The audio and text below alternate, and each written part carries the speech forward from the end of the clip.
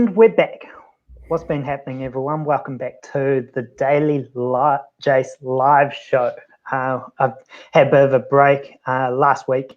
I lost a little bit of momentum because we had some guests lined up, but unfortunately they cancelled. But it's my pleasure to jump back online and introduce you to you all an Irish legend. He's travelled around the world, done business all over the place, and got a really interesting story. I'm sure you'll all be very entertained by what he has to say, and he gives valuable insights. So welcome to the stage, Anthony Vernon. How are you, mate?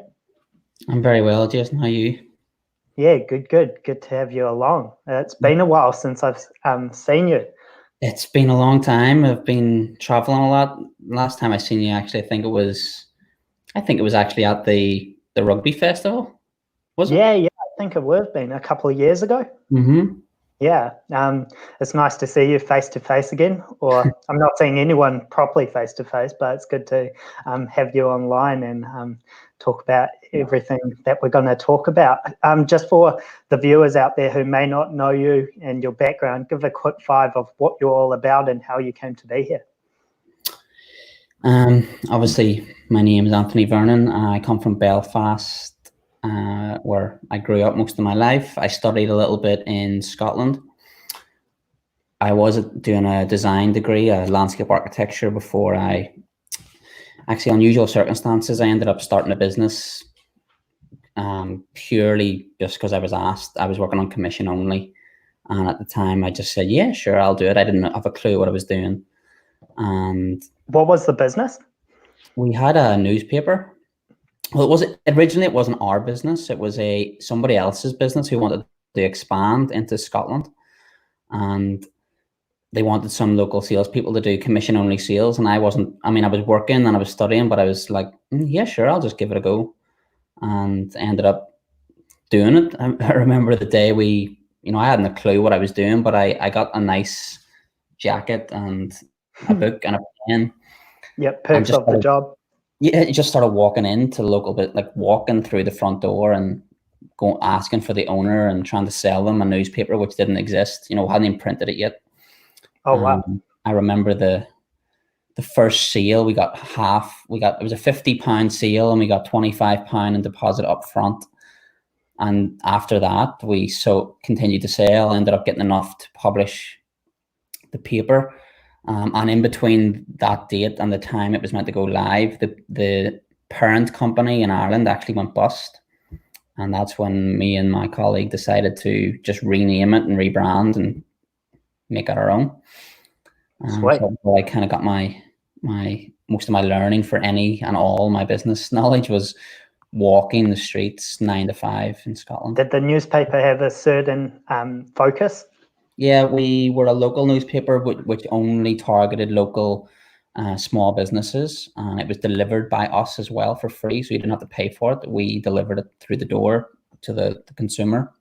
And so at one time we had a couple of local journalists doing a lot of pro bono stuff for us. The restaurant industry was a big seller for us. Everyone wanted to talk about how great their food was. I don't think I paid for a meal in about a year.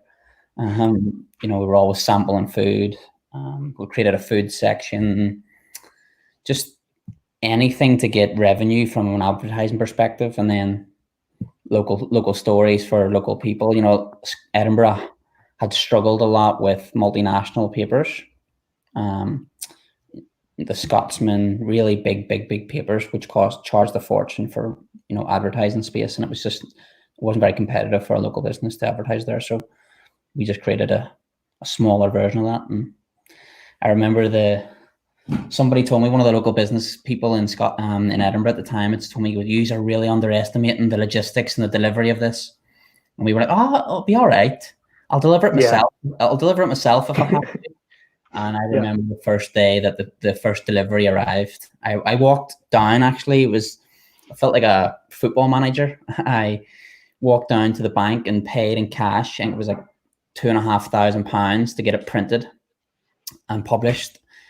And 2 days later, we had these crates, like big massive pallets, and we didn't have a warehouse, so they got delivered to our door, our house. To your home. Yeah, there was 25,000 newspapers. Holy moly. How many people did you have subscribing at the peak of it? I wouldn't say nobody really subscribed because it was print back then. Oh, yep. We tried to take, that was the plan, was to always take it. We did end up a few months before I got out of it. We did have a subscription and a digital model, but it was free, and I can't even remember the numbers. But at the time, we were delivering 25,000 papers through the letterbox. Yeah, it's a lot. It was the first delivery of it was hectic. I was on my own a lot of the time, walking the streets, delivering. It took me weeks actually to deliver it. So yeah, it was a tough business. And how long did that business last? About a year and a half, nearly 2 years. About 2 years. And then after that, what was the next step? The next, I actually started getting, because I was quite young at the time. I was only about 20, and obviously that was a pretty bold move. My parents weren't the best place. I mean, they were supportive, but I don't think they really thought it was ever going to be my career. Yeah. I think they were kind of like, it's a little hobby for them. Yeah. I actually started getting asked by other people I was selling to, and we started going up, not up market, but kind of middle SMEs, medium-sized businesses. And one of them in particular had asked me, how did you do this? Is the business for sale? How did you grow it? Blah, blah. And I was like, well, this is what I did. I don't know if it's right or wrong, but this is just my thought process. And then at the time he was expanding his business, and he was opening up new stores, and he was just experimenting with digital media at the time. And I started consulting on digital campaigns, how to build a brand, how to take, a retail business that had primarily always had just survived off footfall and foot traffic and word of mouth. And how did you take that and turn it into a brand which lived online? This was just around the time that Facebook and Pinterest and all of those sorts of platforms started taking off. So it was about 2012. So it was mainly around social media rather than Google ads and just paid advertising. Yeah, well, it was a lot of that, but it was business development in general. The scope was pretty broad. He just wanted me to help him grow his business. And part of that was grow it online and generate leads via building a brand and build a Facebook presence, increase that. But I also done some sales for him as well. I actually was out on going to networking events on his behalf. I was, visiting offices, doing a lot of pretty much selling as well, to help him, because he just opened up 2 new shops, one in Dunfermline and one in Falkirk. So he gave me those 2 as a kind of like a baby project to kind of manage. But at the time I was only 22 or 21, 22. I thought I was amazing. Yeah, exactly. People were coming to you for advice. Yeah, I was getting paid good money. It was great. But were you still a uni student at that time? No, I'd left because all of this, all of the work was taking up a lot of my time. I was struggling a little bit with the concept of university. I have a real, what would you say, really bad control aversion. I don't like being told what to do or how to do it. In fact, it's by anyone, parents, boss, just anybody. So I struggled with school, not school as in, I actually done quite well. I got good grades and stuff, but I struggled with the concept of being told what to do. Struggle with structure. Being told what to do. Yeah, when someone says do that, yeah, I automatically refuse. I usually just say no. Yeah, fair enough. So your next step after that was come to New Zealand, or just go traveling in general? No, I actually started getting a bit homesick. My grandmother was sick, and I'd missed home quite a bit, and I lost touch with a couple of friends. And then I went home for like a week, and I caught up with one of my friends again, and me and him we were really close in school, and then it just sort of reminded me of how much I actually loved Ireland. Yeah. And my contracts for consulting were coming to an end, and I was like, you know what, I don't think I'm going to go back. So I just ended up staying in Belfast and started working for doing business development work again for a software company. doing sales, account management, territory management, subscriptions. This again, it was kind of, I was a bit out of my depth in terms of I didn't know anything about too much about the industry. I mean, these guys were it was called Pentagon Solutions. The products they were selling were relatively complex. You know, they were selling architectural software, high-end manufacturing software, pharmaceutical asset management software. You know, you almost need an engineering degree just to understand the software itself, never mind sell it. So it was a really steep learning curve. Yeah. But I mean, the people there were amazing. Because it was local, I knew a lot of the people there. It was just great fun. You know,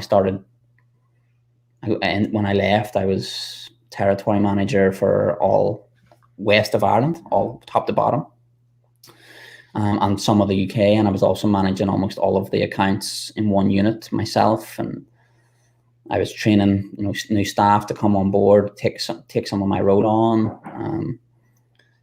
I was a bit of a roller coaster, actually. Yeah, that tends to be the case with sales jobs. You sort of go through peaks and troughs, right? Yeah, absolutely. And then after that, I mean, I was really enjoying life at that time. Like I had moved out. I was obviously living out of the house. I had living with my friend. We were having the best time. We were making decent money. There was no stresses whatsoever. I was doing well at my job. The job that allowed me to travel to Europe. You know, I was going to Sweden, Denmark, Portugal, Italy. Oh wow! It was great. Yeah. So, I don't know why we decided to do it, but there was one time we just decided to go to Ibiza, for a holiday. For sales. No, it wasn't for work. It was just a vacation, and we were sitting there, and I don't know, the two of us, me and my friend, just decided that, you know, we quit uni and had been working really hard since the ages of about 19, 20, and we'd never really had a break. Like, it was straight out of secondary school, we call it. Started uni, quit, started a business. Both of us simultaneously had done this in separate countries. It was really random. And then worked really, really hard, 9 to 5. And then we were like, you know what, we're still young. So we just said, let's just quit. Stuff it. Yeah, that was it. It was as erratic as that. Just, yeah, fuck it. We're going to go. Yeah. And we did. I came in like a week later and told my boss, and he was actually very supportive. And he's, you know, 6 months later, we were on a plane. We had absolutely zero plan, none whatsoever. Love that. That's awesome. And so, where did you hit first? Boston. Sick. It was brilliant. I mean, we had a flight path, but nothing in between, and with no flight home. So it was just, we knew we were going to end up in New Zealand at some point, but we didn't even know what city we were going to go to in New Zealand. Was that just because you knew that was the furthest place from home as possible, and you were just like chucking it all in? Do you know why? Actually, it's a bit of my controller version again. Like everyone in Ireland always goes to Australia. Yeah. Always. And, you know, a lot of my friends went to Melbourne and Sydney, but they ended up just going over and hanging out with the same people that they hung out with over in Ireland. So it wasn't really like that much different, apart from it was a different country. Yeah. So because everyone else was going to Australia, I was like, no, I'm not going. So let's go to New Zealand instead. And that was literally one of the reasons why we were set on New Zealand. I just didn't want to be like everybody else. Fair enough.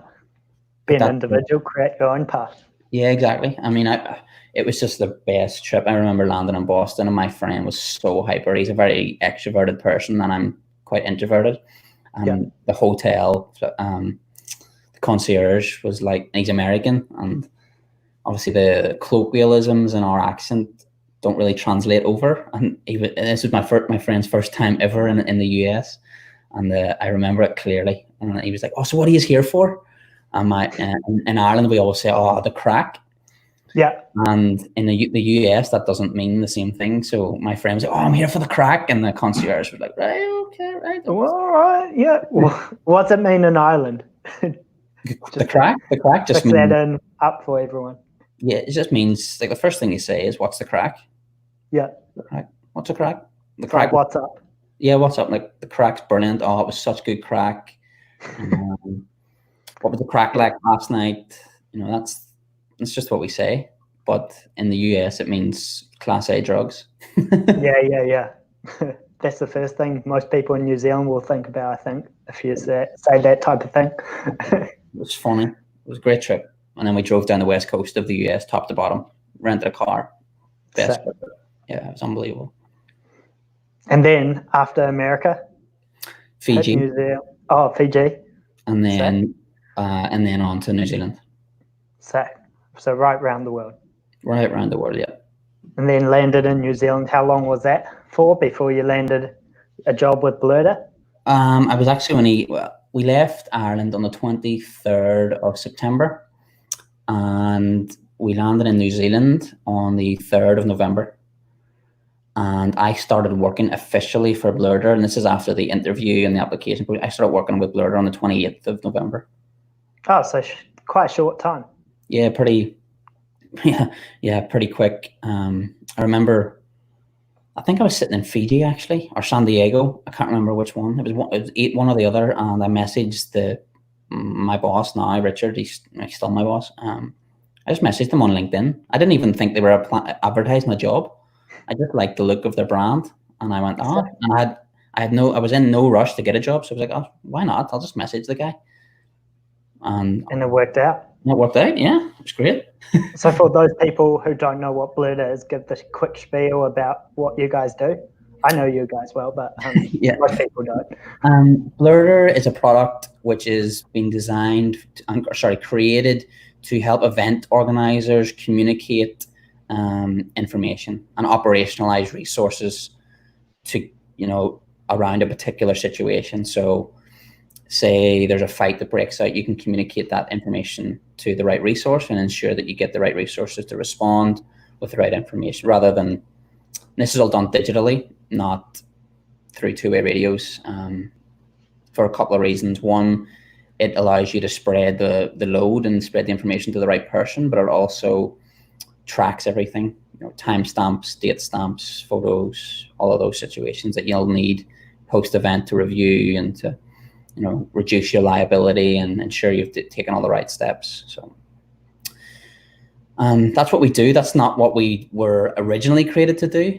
We've pivoted a few times. When I first started, we were selling it to construction.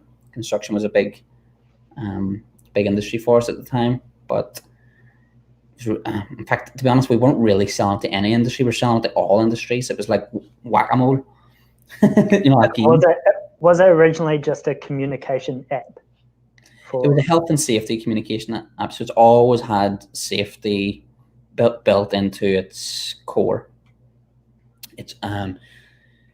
We created it with the concept of sharing safety information so that people could respond faster in the moment. Social media, shorten the delays. Don't have to leave your area to go and find someone to get help. Really snappy. Yeah.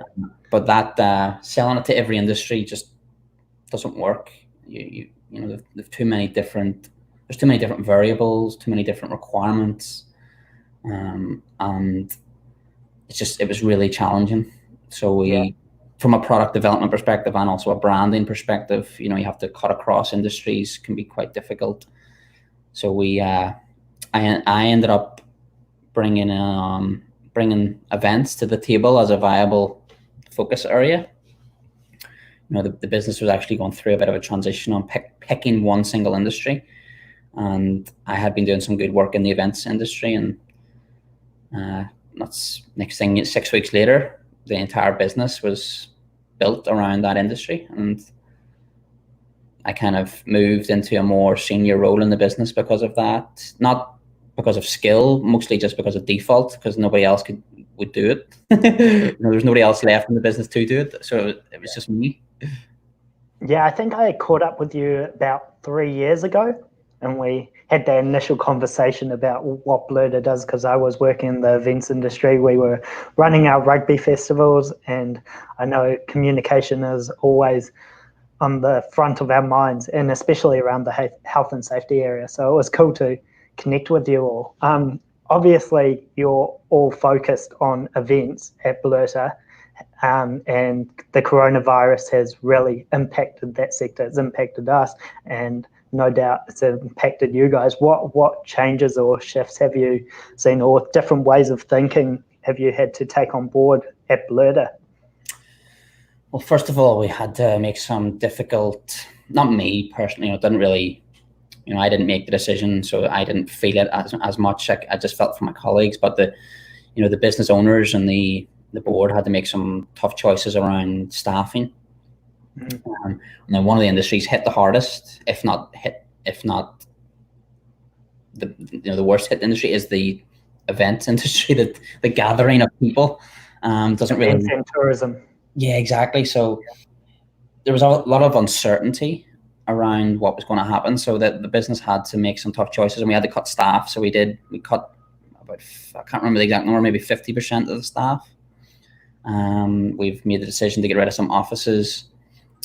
In fact, all of the offices, and moved to a full 12 months remote, just to secure our cash runway and ensure we're still surviving and can deliver, features and new product releases and stay in market. No, I didn't know that. So you guys have moved out of Newmarket now?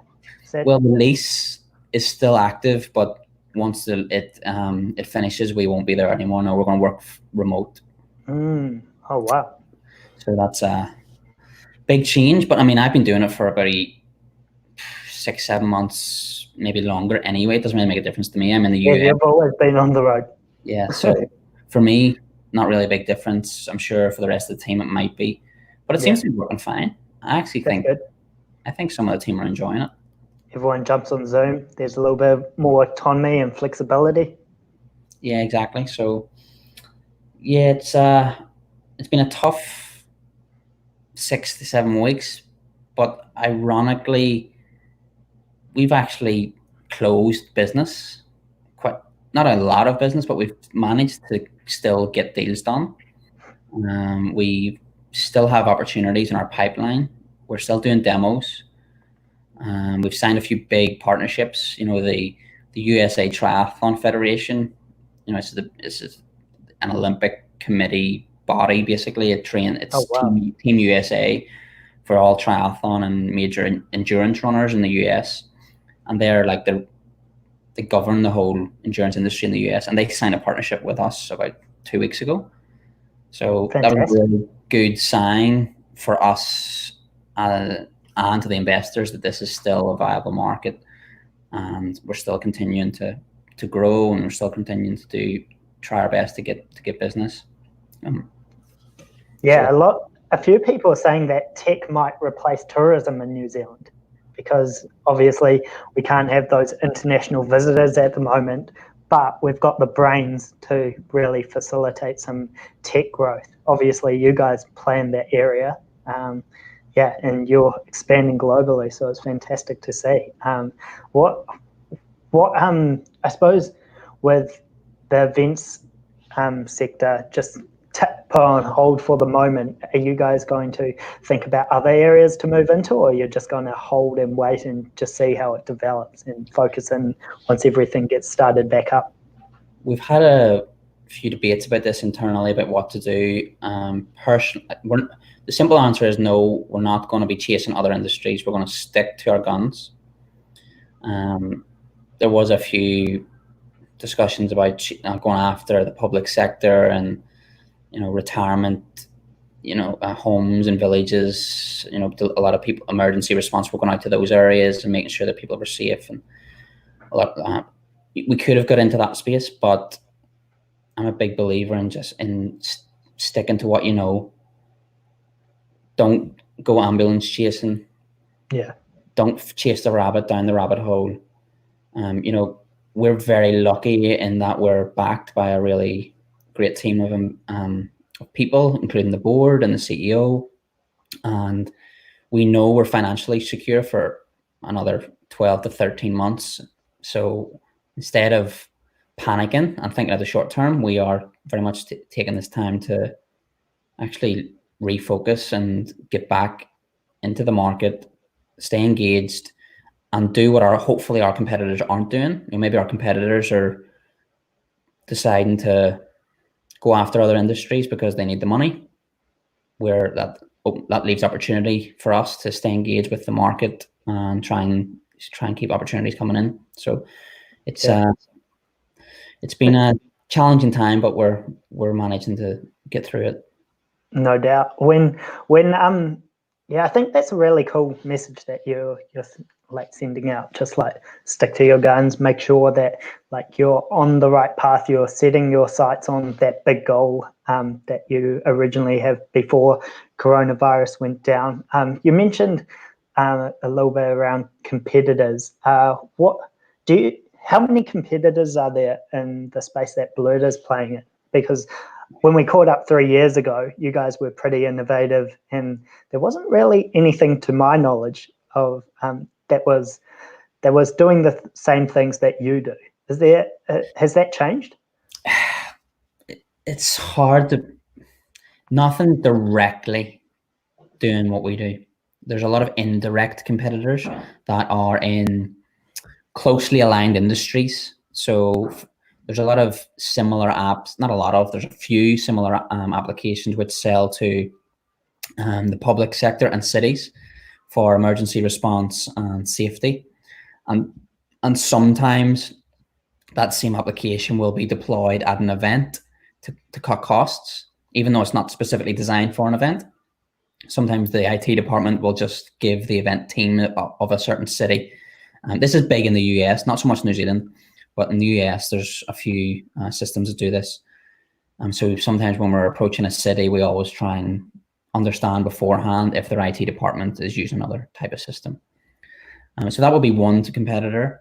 There is one or two in the UK, but they're mostly venue-based rather than outdoor complex events. They're stationary, stadium, static types of events. And secondly, their system, they're first and foremost a consultancy firm rather than a software company. We're a product first, and we just happen to support and service that product. Whereas the way they go to market seems to be that they service and consult to the industry, and they just happen to sell a product. So there's a big difference in how they go to market. They might be a bit deeper into the planning with their customers and provide consultancy services for emergency response, do workshops. We don't have that in-house expertise to do that. And we want to scale to all types of events, big, small, medium, and make the platform ubiquitous and intuitive and simple and easy. And to do that, you have to have a really compelling product, not a really compelling service. So that's kind of our approach. Nice one. I've always liked the approach that Blerter's taken, and also like your whole team. You've always been supportive of us at the New Zealand Junior Rugby Festival. So thank you for that. I just want to shift slightly in the thinking. What's going on the ground in America? I know you're over there at the moment. It's around 6:30 p.m. It's 1:30 p.m. here. What's the feeling like generally? Well, from the conversations you're having? I don't read mainstream news, so for me personally, I'm out of that side of it. So I don't watch CNN, or definitely don't watch Fox News. Don't watch ABC or USA Today, any of that. So I'm not getting the full picture of what's actually going on. I'm reading Democracy Now! Or Al Jazeera as one of my favorite news stations, and getting my news that way. The feeling I'm getting is probably different to what you would hear from somebody else. And I also live in a blue state, very, very, not just blues, it doesn't really matter about colors, but it's a very, very liberal state. And they were quite quick to make decisions. And subsequently, we only have about 2,500 cases in Oregon. For a state that has over 4 million people. In fact, the metropolitan area here where I live, there's 2.6 million of people. So we've done quite well to keep it under control. So the feeling here in Portland is kind of, we're just getting on with it. Nobody seems to be, there's not too many people kicking up a fuss. There's a lot of questions about reopening, but the governor's been pretty clear that she will not reopen until the cases start declining and the curve starts going downwards. So we're one of the, I think, 10 or 15 states that's still on full lockdown, and I suspect that'll continue up until maybe middle to late May, definitely. When you say full lockdown, what's that look like? Is it similar to New Zealand? It's probably similar to level 3 in New Zealand. So we're still able to get takeaways. You're still allowed to go to a restaurant, but only to take out and pick up, not to sit in, obviously. All gyms, bars are closed, mass gatherings are closed, all the national and state parks are closed. You're only really allowed to leave to do essential stuff, shopping, bit of exercise, walk the dog, stuff like that. So I have to say that I'm very, very lucky that where I live, Oregon's done a really decent job. Maybe not as good as New Zealand. They've done a fantastic job, but certainly in comparison to some other places in the country, it's done quite well. Yeah, it's interesting. I suppose it's a totally different countries, America and New Zealand, and how we're so isolated in New Zealand that we can just shut everything off, and we're just a standalone couple of islands, and we operate independently. But when you have something like the United States, it's a huge machine, and there's so many people to mobilize, and the different states are doing different things, and politically they're doing different things as well. So it's just an interesting melting pot of people and views and strategies to all come together, right? It's not what I'm used to. Well, I come from Ireland, and we're quite a rebellious nation in the sense that there's obviously been a lot of uprisings and guerrilla war and troubles and lots of stuff going on with Britain and all of that long history. But there's also a really deep-seated sense of community and social good and social outcomes. There's a lot of people who are, I wouldn't say they're happy, but it is a really, really clear difference. In the US, one of the things I've noticed is that people generally despise their government because they think they're taking their stuff. Yeah. They don't like paying taxes because that man's coming to pay he's taking my money. That's the kind of mindset.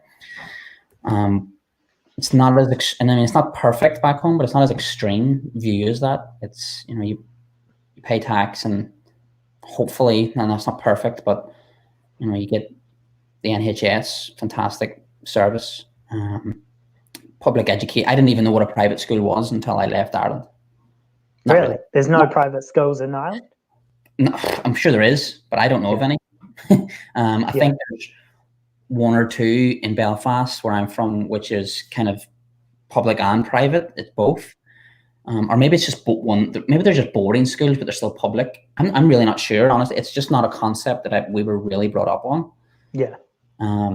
Whereas over here, it's like almost not every school, but there's a lot of schools that are privatized. Public education is completely different to there. So it's just a completely different world for me. I don't even really know where I was going with this. So I don't even know how I was going with this. What do you think? I suppose it's a whole another way of thinking over there.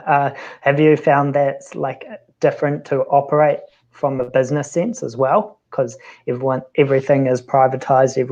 Everything is, I guess, more commercially minded. Have you had to change tack just because of how you approached certain deals, or how you improve those relationships? Yeah, well, I wouldn't say change tack. I'm quite a direct person anyway. I actually prefer the way the Americans do business. I actually prefer, because it gets things done quicker. They just like to get things done. There's no, how are you, mate? How was the weekend? All that sort of stuff. It's a sale. There's a normality to selling over here. Yeah. Very normal to sell. And therefore, it's much more widely accepted job for one. You can be a little bit more direct, and I don't want to use the term aggressive, but you can be in a sense. And so in that respect, I actually like it because you get answers quicker. You can not feel so uncertain or anxious about what this person's going to say. It's just pretty direct in that respect. On the other hand, there isn't that sense of, in Ireland, for example, everyone's looking at deal in Ireland. That's why you do business in Ireland. Oh, how much can you do it for? It's you pick up the phone and you can get straight to the owner. Oh, do me a deal. Everything's a deal. And New Zealand isn't too dissimilar. You can pick up the phone in New Zealand and pretty much get straight to the decision maker. Yeah, you can reach anyone in New Zealand. It's pretty easy. It's pretty awesome, actually. I think that people are just people, and if you're in business, then you should be able to talk to the right people. It sucks when there's a few gatekeepers in the way, and generally, like when you want to make a decision, it's good to just reach the people who can make those decisions, right? Absolutely. So in one respect, it's good, and in another respect, it's more difficult. Obviously, the size of the market is enormous. So trying to narrow down if you're trying to break a new market, you have to narrow something. You have to either narrow the geography and focus on, say, one state, or you narrow the type of customer to be very specific and go broad across the geography, or you narrow it by size of company. So in that respect, because it's so big, it makes it more difficult to do that. Whereas in New Zealand and Ireland, you could pretty much get a spreadsheet of all your potential customers in about 2 weeks. Start contacting them, whereas in the US it's so much more complex. And you can burn a lot of time and a lot of money going after the wrong things and doing the wrong things. So that's been a big learning curve for us. It's also been something we've been pretty good at, and sticking to our guns and staying true to who we want to be and who we want to sell to. Yeah. What's your main strategy now compared to when you were starting out? What were those learnings? How did you define who you were trying to sell to? We didn't really. We're still kind of selling to the same types of people, but the method and how we get to them is different. The messaging is slightly different. What we didn't really account for is that in events, when I worked at Pentagon, I was used to selling to corporates or big businesses generally, or not big, but decent size revenue. Events are not like that. Even the big events, companies like Ironman or Spartan Race or Tough Mudder, they're some of the biggest companies in the event industry globally, but they don't even do $1 billion. Yeah. So the size of events as businesses are just so much smaller. What about those music festival companies? They'd be getting up there, like Live Nations, those sort of things. Oh, absolutely, but there's only about 5 of them. Yeah, true. So once you get that big, you just start swallowing other companies. Say 20 of them, but there's not a lot of big corporate companies that run events. There's a few monopolies, and then below that there's just thousands and thousands of small events. And these events have budgets of, some of them be lucky to have a budget of $300,000. Yeah. So I think internally we had to get that into our heads that we were never going to be a corporate traditional enterprise kind of sell, which was difficult. I'm used to that, and I'm sure the board and everyone wants to be that, because the money is usually better in a per deal transaction. But to me, and I think hopefully the rest of this is a volume game, like thousands of running events. And so what's changed is, one, the mindset of who we're trying to approach, and the scale and the volume of deals that we're trying to get done in a short space of time. So we're actually trying to go to market through partners, because partners can give us access to thousands of leads at once. So we have distribution and partnerships with some big governing bodies like the ITU, like the USA Triathlon. They've got 1,000 race directors, and they've we've been very fortunate that they said they're going to commit to marketing and helping us get our product into all 1,000 events. Whether they adopt it or not, that's another story. That's for us as salespeople to try and convince them. But at least we've got the distribution and access to market now. So that's what's changed, is the way we're going to market is changed dramatically. And everything we're doing now is kind of wrapped around this partnership-led strategy, with the view of, expanding that and really executing and getting through a lot of deals in a short space of time as best we can.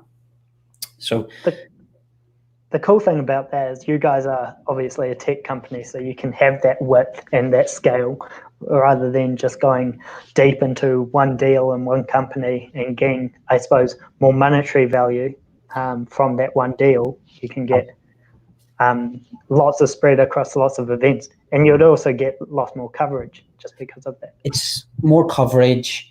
If I was an investor, which I'm not, well, I've got a few micro investments. I maybe $50 here, $50 there. But if I was a serious venture capitalist, to me, what would make more sense is if we had 1,000 small customers than 5 or 6 big customers. One, because of the risk. If you lose 10 small customers, so what? If you lose 2 big customers, that's a huge chunk of your revenue. You're putting a lot on the line for a single deal. And because just business in general and the market is so volatile nowadays, you can't bank on those one deals anymore. You can't just go out and say, I'm going to be an enterprise or a corporate product, and we're only going to focus on selling to these five clients. To me, if you get stuck in that sales cycle and don't close it, and you're forecasting numbers and the whole company's banking on those 4 or 5 deals, I think it's a really risky strategy in my view. So that in itself has been a massive change in how we went to market. Volume, scale, simplifying the product, getting access to market through partnerships and distribution. It's a very decentralized market. There's no global governing body for events. There's not a lot of industry standards and guidelines. It's all fragmented. One event can move city every year. A city can host one event, like in Paris, the Olympics, for example, and then it'll be in Tokyo, and then it'll be somewhere else. So it's very decentralized. So there's not a lot of you're constantly chasing. So to me, to scale that business like that, you need huge awareness, massive marketing engine, huge distribution, and a simple product. And if you can get that, I think you can create a ubiquitous platform. So that's what we're trying to do. Who knows if we can do it? It's also what makes the events industry so unique and exciting. It's so dynamic. You don't know what's going to happen next, what event will come up next year, what will die this year, where it'll be, who will be involved. It's all about relationships, like a lot of businesses. But events, like it's high energy, high adrenaline. Everything's go go go. It's awesome, I reckon. Yeah, absolutely. I mean, I love this industry. Some of the people I've met have been absolutely amazing. They're so, as you said, they're so high energy. They're so passionate. Not many people get into events because of the money. These people are really passionate about events. They really love putting on social events and being part of a community, being part of the social fabric of the city. In some cases, it's really, really inspiring in a lot of cases. Yeah. What do you think will happen in 6 months' time to the events industry? I've heard a lot of thoughts from different people. Different people think different things. What's your thoughts? In 6 months, personally, I think we'll be lucky to have events over 250 people in one space. Are you talking about the States specifically, or just that'll be the general guideline? I just think generally, the States, you never know, because each state in the UN could have a different rule. So it's really hard to predict the United States. I wouldn't speculate as to what's going to happen here, because it'll be different for every state. Yeah. But I really do think it's going to be very, very difficult for events to have more than 250 people at their venue or at their event. Maybe 500 at the most. But I think it's going to be really difficult. I really do. I don't think events will recover financially. For physical events, I mean, maybe they go virtual for a component, and that maybe that's already starting to happen, right? Exactly. Maybe that ties them over for a certain period of time. But I think physical events, I don't think it will start to become normal again until 2021. Yeah.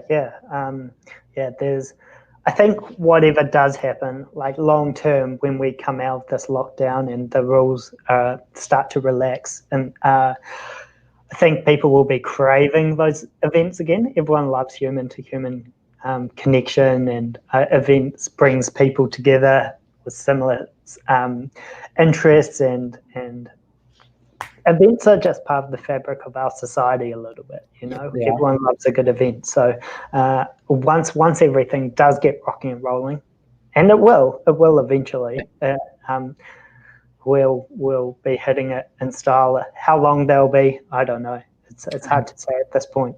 It's really hard to say. Yeah. I think one of the first verticals within the events industry, I think conferences and business meetings and stuff will come back. They'll start hosting everything online. I suspect, they'll start doing more virtual events. It's much easier to organize a conference virtually than it is, say, it's not really normal yet to go to a music festival online. Yeah. So I think that part of the market and the industry might recover better and quicker. Sorry, not better, but quicker.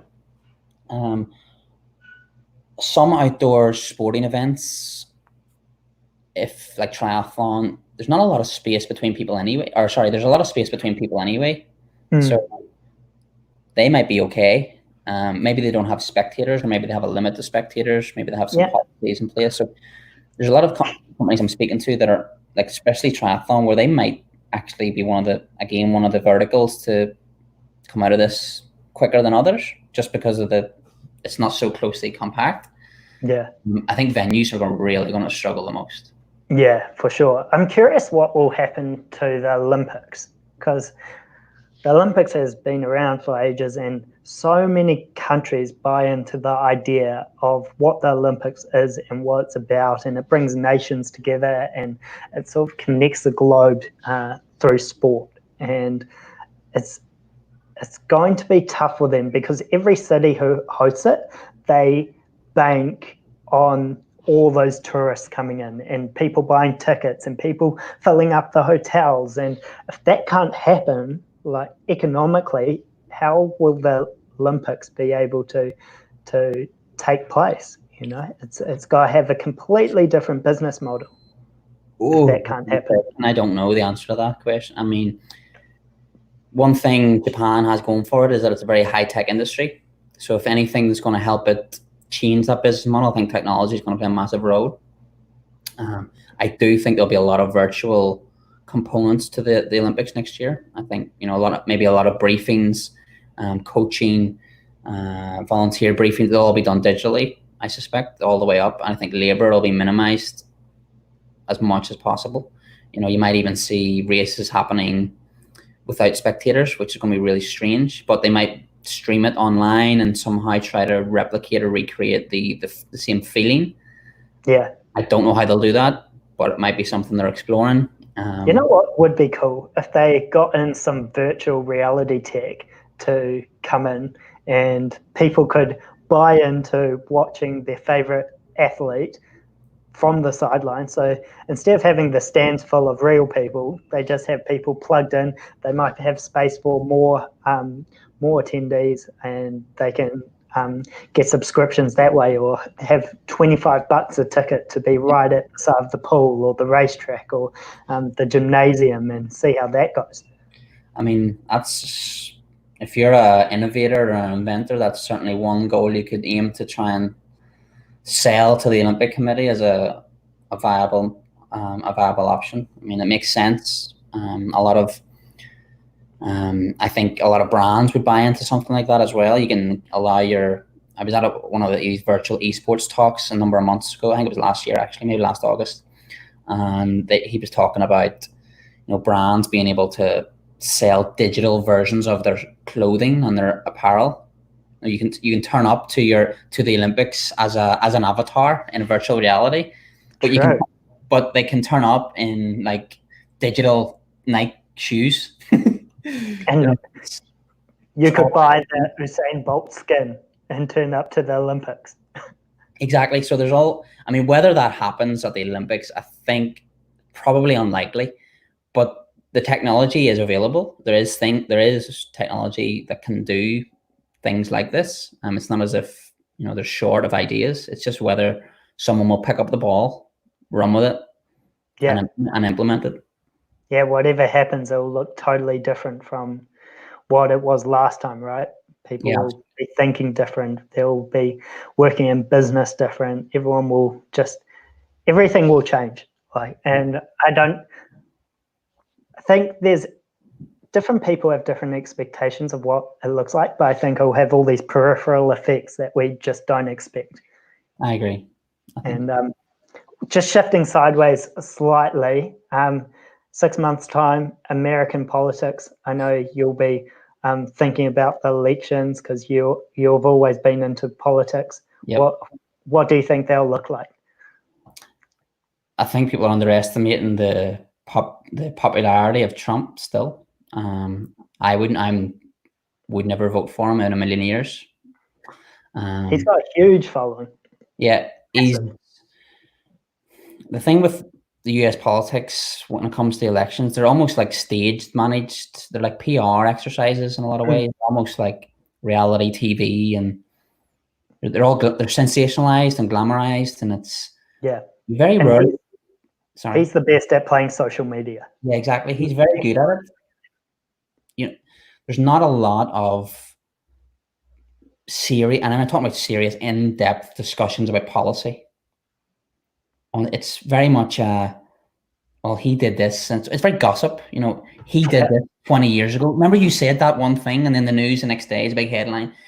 Joe Biden said this one line 25 years ago. Impeach him.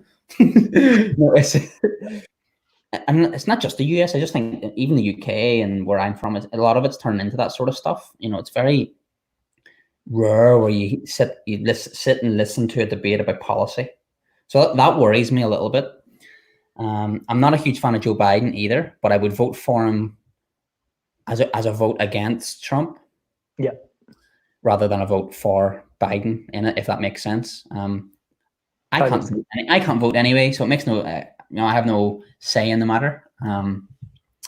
But that would be my advice if I was suggesting anything to anyone. And just, if you don't like Biden, just vote for him if you really want Trump out of the White House, because that's the only way he's going to get out. And for the globe, I know this is maybe a bit grim, but personally, for the potential survival of the species as humans, this is one of the most important elections that will ever exist in the history of humanity. In my view, Trump is destroying every remnants of any protection for the environment. He's destroying every nuclear agreement that's ever existed in the US, which is increasing the nuclear war, the threat of it anyway. So to me, it's just madness. It's really risky. And I think the outcome is really important for the whole world. Yeah, it is. I guess we always had a few issues to work through, but crisis sort of has amplified people's views on lots of different things, whether it's climate change, like you highlighted, or the pandemic, or what we do economically. Everyone's in their own headspace, and everyone's attention gets diverted into the communities that they hear those voices from. So if you're on the right, then you listen to people on the right, and it sort of has this amplification effect, and everyone has their own biases. We can't change that, but I think you're right. There definitely needs to be elections this year will be an important one. I think we will come through it. I don't think it will be the end of all humanity. I'm a little optimistic, but it's going to be very important to see what the next decade will look like? I'm not saying the end of humanity is coming next week, but the implications of the policies of today are going to affect my kids, and there might not be a human species in 2100 or 2150, it's, and climate change is accumulative, it doesn't sit in one place, it builds up over time. So I am very worried about the election. Like, I know I want to be positive, but I'm also I want to take it serious, and I would like to take it serious as well, For sure. Do you think there'll be more people voting this year just because of what's happened, or you think there'll be less because they want to stay away from large crowds? I hope that there is more. I mean, Trump actually isn't a majority. He doesn't hold the majority vote in the country.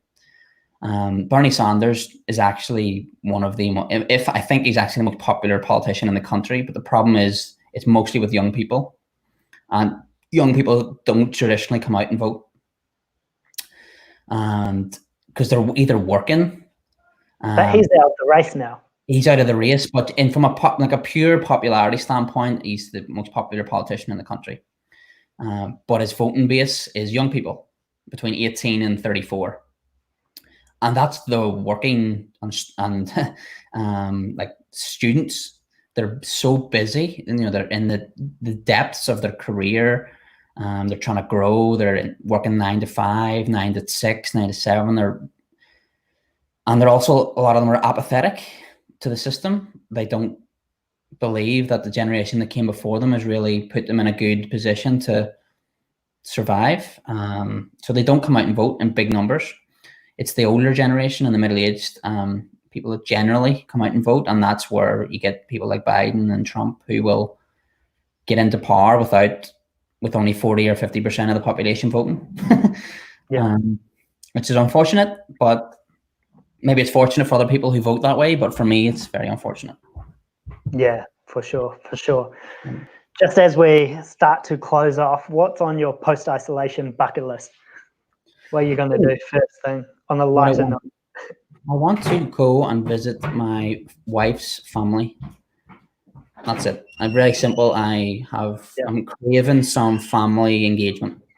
Where's she from? Or is she American? Well, she's American, but they live in Tucson, so it's still a 2.5 hour flight, So that would be the first thing that I want to do, is to get down and see them and spend a few days just relaxing and re-engaging with family. I'm really missing that a lot. I'm really just I'm not an adrenaline junkie, and I don't crave, I don't like endurance sports. I'm not, I sell to them, but I don't perform or participate in any of them. Yeah. So I'm looking forward to going sitting in a restaurant again. Nice and simple. Yeah, nice and simple. Go to the national park and have a hike. I'd love to do a big hike somewhere in the US in one of the big national parks. Yeah, I heard the parks over there are amazing. Oh, sensational. So I'd love to do one of those, maybe the Appalachian Trail, maybe not all of it because it takes 6 months, but maybe a portion of it. That would be something I'd love to do. But generally, sit in a restaurant again, instead of working from home, go to work in a coffee shop where there's some people walking around, and then re-engage with family, like physically, where I can go and have dinner with them and spend some time. But that's it. I'm not, I'm not going to go jump off and climb Mount Everest. Yeah. Fair enough. If people want to find you, what's the best avenue to get in touch if they want to hear more about Blerter or from yourself? What's the best avenue for them to take? LinkedIn is probably the easiest. I'm a big fan of LinkedIn. I think it's an easy way to connect, and you can also get a good vibe of the conversation. Email is a bit dreary, very impersonal sometimes. So yeah, LinkedIn is probably the best way to get me. Awesome. And there it is. If you need to find Anthony. There we go. Cool. Awesome, Anthony. Well, thanks so much for jumping on. You're a champ and a half. It's good to connect once again after a few years, face to face. Hopefully we can see you back in New Zealand eventually once this has died down, and we'll catch up soon. But if you ever need anything, reach out. I will. Cheers. Thank you. Cheers, mate. Thanks. Bye. Catch you later.